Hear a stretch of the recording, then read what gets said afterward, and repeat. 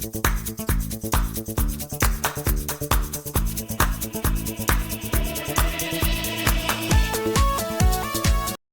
Friends, நான் உங்க SKA பேசுறேன். ஐரோப்பிய நாடுகளின் வெற்றிக்கு இந்தியாவின் உதவி கண்டிப்பாக வேண்டும் என்பதற்கான ஆதாரங்கள் தற்போது வெளியாகியுள்ளது. ஆனால் இந்தியா ஐரோப்பிய நாடுகளின் வெற்றிக்கு உதவி செய்யுமா? அதுதான் இன்னைக்கு இந்த வீடியோவில் நம்ம பார்க்க போறோம். பங்களாதேஷுக்கு சரியான பாடம் கற்பிக்க இந்தியா நகர்த்த ஆரம்பித்துள்ள ஆயுதங்கள். இஸ்ரேலுக்கு கிடைத்த மிகப்பெரிய வெற்றியும் ஈரான் மற்றும் ஈரானை சுற்றி இருக்கக்கூடிய ஒவ்வொரு பினாமி பயங்கரவாத நாட்டிற்கும் குழுவுக்கும் கிடைத்த மிகப்பெரிய தோல்வி. எல்லாமே மிக அழகான செய்திகள். அதனால கடைசி வரைக்கும் பாருங்க. இந்தியாவின் ஒரு சில முக்கியமான ஆயுதங்களை உடனடியாக அனுப்பணும்னு மேற்கத்திய நாடுகள், முக்கியமாக போலந்து, ஸ்லோவேனியா, எஸ்டோனியா என 3 முக்கியமான நாடுகளுமே, அதுவும் நேட்டோ நாடுகள், இந்தியாவின் மிக முக்கியமான ஆயுதத்தை உடனடியாக அனுப்ப சொல்லி அபிஷியல் ரிக்வெஸ்ட் அனுப்பியிருக்காங்க. உங்க எல்லாருக்குமே உலகம் முழுவதுமாக எப்போதுமே போர் பதட்டத்தில் இருக்கக்கூடிய தற்போதைய சூழ்நிலை கண்டிப்பாக தெரியும். கடந்த 3 ஆண்டுகளில் முக்கியமாக ரஷ்யா உக்ரைன் போர் ஒரு பக்கம், இஸ்ரேல் ஈரான் போர் இன்னொரு பக்கம் தொடங்கிய பிறகு ஆயுதத்துறையில், பாதுகாப்பு துறையில், ஒவ்வொரு நாடுகளின் ஆயுதத்துறையில் மிகப்பெரிய மாற்றங்கள் நடந்தாச்சு. இந்த உலகம் முழுவதுமாக பாதுகாப்பு மற்றும் ஆயுதத்துறையில் நடக்கும் பெரிய மாற்றங்களில் இந்தியா எப்படி இருக்கு, எங்க இருக்குன்னு நாம எல்லாருமே தெளிவாக தெரிஞ்சுக்கணும். இந்தியாவின் ஏடாக்ஸ், அட்வான்ஸ்ட் டோர்ட் ஆர்ட்டிலரி கன் சிஸ்டம் என்று அழைக்கப்படும் மிக சக்தி வாய்ந்த ஒரு பீரங்கி துப்பாக்கி நமது நாட்டின் DRDOவின் மிக சிறந்த படைப்பாக உலகளாவிய இராணுவ வல்லரசுகளை அசர வைத்துள்ளது என்ற ஆதாரங்கள் தற்போது வெளியாக ஆரம்பித்துள்ளது. இதை உருவாக்கியது DRDOவின் தனிப்பட்ட முயற்சி மட்டும் கிடையாது. இந்தியாவின் பாரத் ஃபோர்ஜ் லிமிடெட் மற்றும் டாடா அட்வான்ஸ்ட் சிஸ்டம்ஸ் லிமிடெட் என்று 2 தனியார் நிறுவனங்களின் ஒத்துழைப்பும் இந்த ஏடாக்ஸ் பீரங்கியின் சாதனையில் இருக்கு. இந்த பீரங்கி அமைப்பு உலகின் மற்ற நாடுகளுக்கு இல்லாத அளவுக்கு இந்திய ராணுவம் தனிச்சிறப்புடன் முன்னேறக்கூடிய மிகப்பெரிய வாய்ப்பு உருவாக்கப்பட்டுள்ளது. 50 முதல் 75 கிலோமீட்டரிலும் 75 முதல் 100 கிலோமீட்டர் தூரத்திலும் கூட துல்லியமாக சுடக்கூடிய அளவுக்கு பெரிய பீரங்கியின் சக்தியின் அளவுக்கு இணையாக மிக சக்தி வாய்ந்த ஒரு special and unique weapon. Automatic burst மோடில் இந்த ஆயுதம் வேலை செய்யும் போது வெறும் 15 செகண்டில் 3 ரவுண்டுகள் சுடக்கூடிய சக்தியும், சஸ்டைன்டு மோடில் இருக்கும்போது 60 நிமிடங்களில் 60 ரவுண்ட்ஸ் சுடக்கூடிய சக்தியும் இந்த ஆயுதத்திற்கு உண்டு. தற்போது இந்த ஆயுதத்தின் தனித்துவம், யூனிக்னஸ் என்னன்னு பாருங்க. மொத்த உலகத்திலேயே மிக நவீன ஹோவிட்சராக இந்த ஆயுதம் மாறியுள்ளது. இந்த அதிநவீன மாடர்ன் ஹோவிட்சரில் மாடர்ன் நைட் விஷன், இரவு நேரங்களில் தெளிவாக பார்க்கக்கூடிய அளவுக்கு விஷன், ஆக்சிலரி பவர் மோட், தொடர்ந்து பவர் மோட்ல கூட வேலை செய்யக்கூடியது. ஒருவேளை திடீரென இந்த ஆயுதத்தின் பேட்டரி சிஸ்டம் வேலை செய்யாமல் போய்விட்டால் கூட பேக்கப் ஆக்சிலரி பவர் மோட் மற்றும் அட்வான்ஸ்டு கம்யூனிகேஷன் சிஸ்டம் போன்ற மிகவும் டெவலப்டு அம்சங்கள் இந்த ஆயுதத்தில் இருக்கு. இன்று மொத்த உலகம் முழுவதுமாக பரவி கிடக்கும் போர் சூழலில் இந்தியாவின் இந்த ஹோவிட்சர் பீரங்கி இந்திய ராணுவத்திற்கான பெரிய புரட்சியாக ஒரு ரெவல்யூஷனரி வெப்பன் என்று கருதப்படுகிறது. ஏனென்றால் உங்களுக்கு ஞாபகம் இருக்கா, கார்கில் போரின் போது இந்தியா போஃபோர்ஸ் ஹோவிட்சரை பாகிஸ்தானுக்கு எதிராக பயன்படுத்தியது. ஆனால் இன்று இந்த ஏடாக்ஸ் போஃபோர்ஸ் ஹோவிட்சரை விட பல மடங்கு மேம்பட்ட நவீன ஆயுதமாக வெரி மாடர்ன் ஃபீச்சர்ஸ் அண்ட் கேப்பபிலிட்டிஸுடன் உருவாக்கப்பட்டுள்ளது.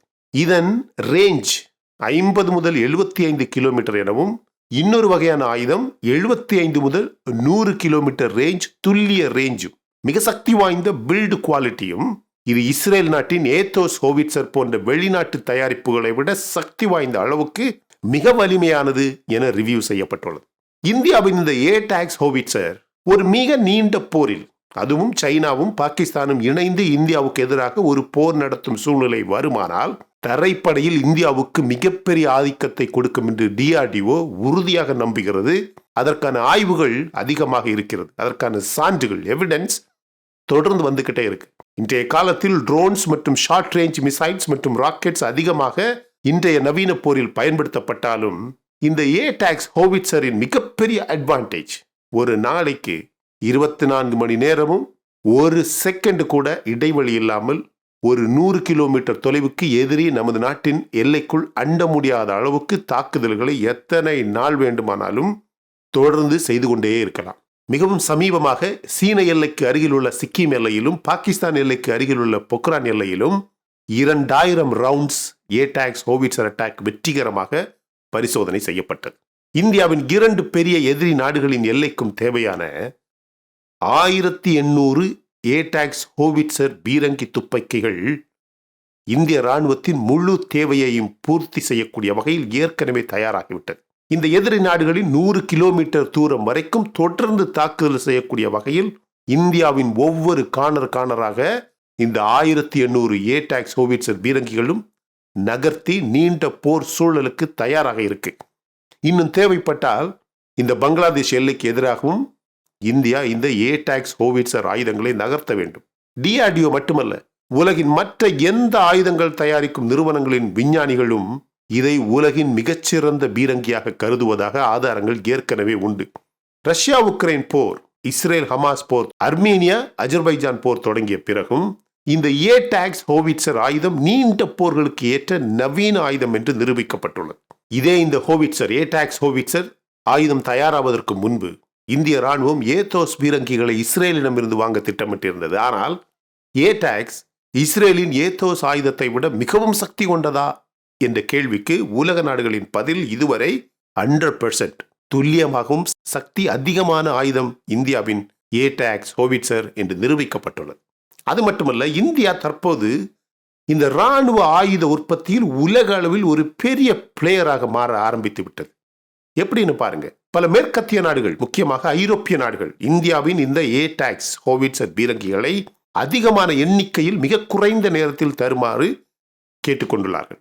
உக்ரைன் ரஷ்யா போரின் பின்னணியில் அமெரிக்காவும் பல ஐரோப்பிய நாடுகளும் இந்த ஏடாக்ஸ் ஹோவிட்சர் பீரங்கியையும் அதற்கான வெடிகுண்டுகளையும் அதிகமான எண்ணிக்கையில் கேட்டு இந்தியாவை தேடி வர ஆரம்பித்துள்ளது. இந்த வாரம் நேட்டோ குழுவில் இருக்கும் எஸ்டோனியா ஏற்கனவே ஓரளவுக்கு நல்ல பட்ஜெட், டிஃபென்ஸ் பட்ஜெட் இருக்கக்கூடிய நாடு.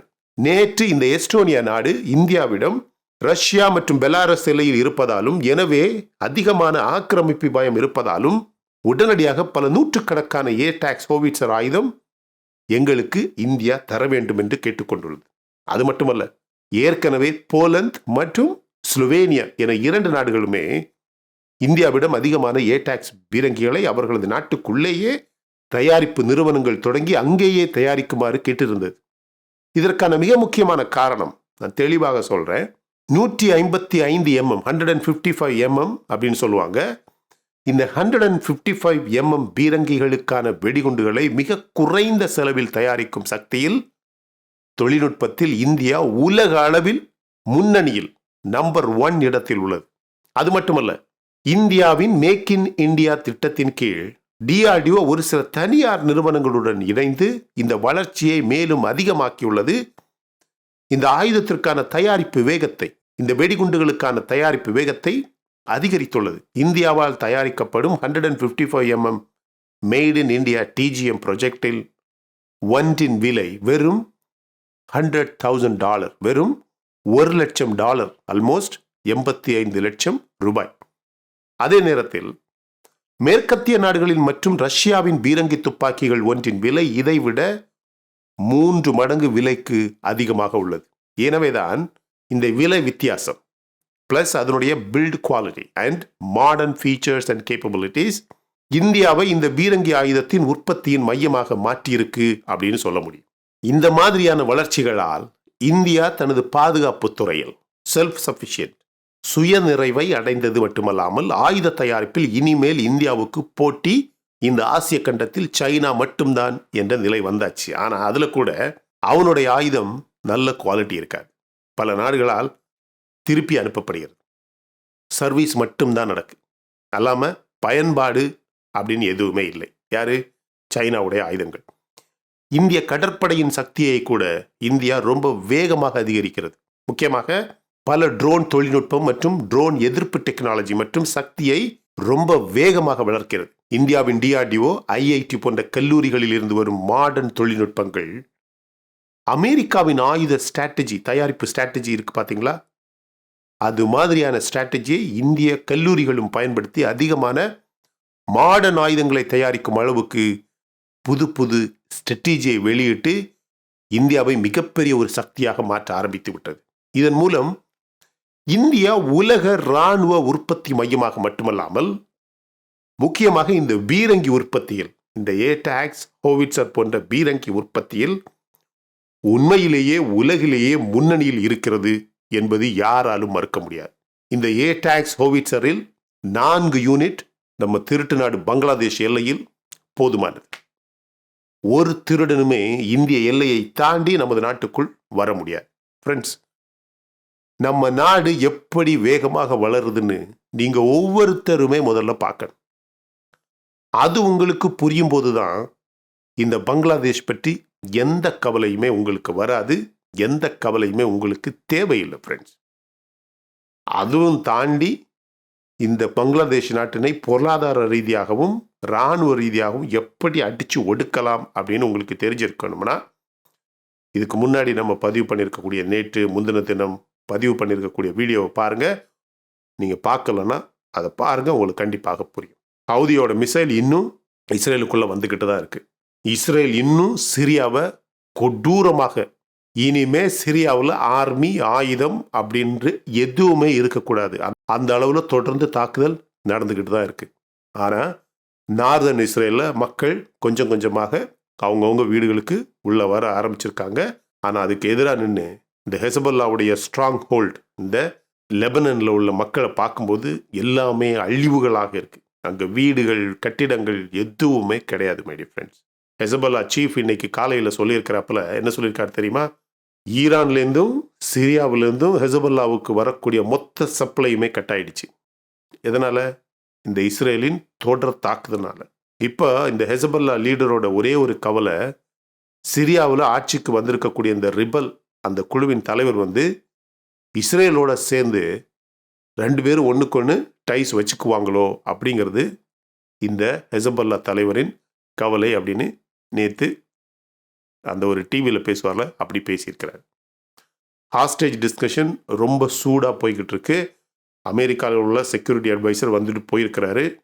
ஆல்மோஸ்ட் டீல் முடிய போகிறதாகவும், இப்போ இருக்கக்கூடிய பிரச்சனை ஃபர்ஸ்ட் டீலில் எத்தனை பேரை வெளியிடுறது அப்படிங்கிற டிஸ்கஷன் தான் இப்போ போய்கிட்டு இருக்கிறதா ஒரு செய்தி வந்திருக்கு மை டியர் ஃப்ரெண்ட்ஸ். எனவே இஸ்ரேல் ஈரான் போரில் மொத்தமாக காலியாகிவிட்டது.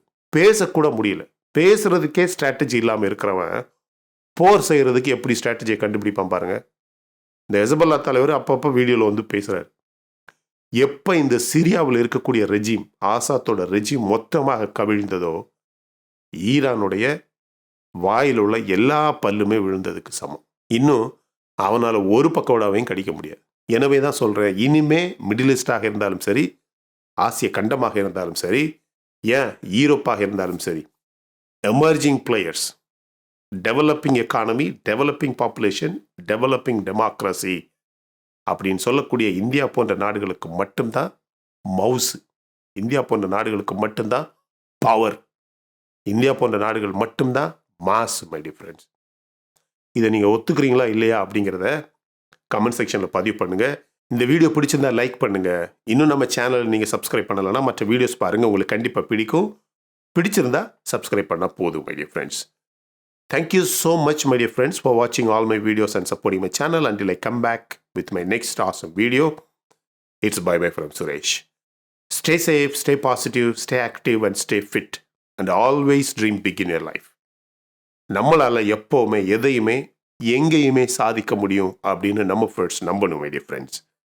And as I always say, please take care of your parents at your home.